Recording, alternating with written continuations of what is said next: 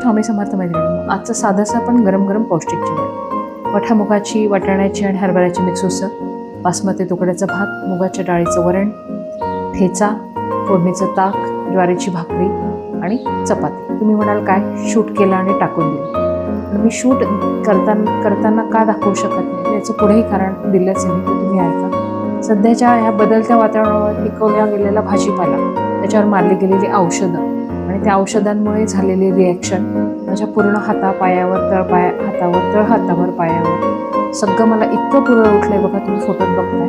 तुम्ही 2 दिवस काहीच करू शकत नव्हते. इव्हन जिभेवर सुद्धा मी बोलू सुद्धा शकत नव्हते. आवाज सुद्धा माझा म्हणजे उच्चार सुद्धा मला स्पष्ट येत नव्हते. ही माणसाने माणसासाठी निर्माण केलेली ही परिस्थिती, बदलतं वातावरण, प्रदूषण, पाण्याचं प्रदूषण, त्याच्यामुळे अधिक प्रमाणात पिकवला जाणारा भाजीपाला आणि तो पिकवण्यासाठी वापरले जाणारे औषध. मला 5 वर्षापूर्वी हा एकदा त्रास झाला होता आणि यावर्षी मी परत अनुभव घेतला त्याचा. कशाने झालं कळलं नाही, पण अतिशय म्हणजे खूपच त्रास होतो. तर ही जी सिच्युएशन आहे तर ती प्रत्येकाने समजली पाहिजे आणि त्या पद्धतीने निसर्गाचं संवर्धन करा. भाजीपाला घेताना, वापरताना भरपूर पाण्याने स्वच्छ धुवून घ्या आणि जर एखाद्या भाजीबद्दल डाऊट असेल तर ती खाऊ नका. कारण कशामुळे काय होईल काही सांगता येत नाही. मी तर प्रत्येक गोष्टीची काळजी घेते, पण मला 2दा याचा अनुभव येऊन गेला.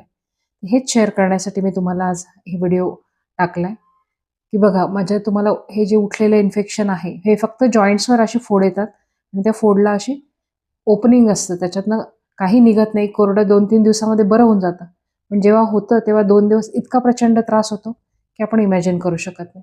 आणि बेसिकली हे हाताला, तळपायाला, तळहाताला जिथे जॉईंट्स असतात, एल्बोला, पायाच्या तिथेच होतं. तर तुम्ही नक्की काळजी घ्या. थँक्यू.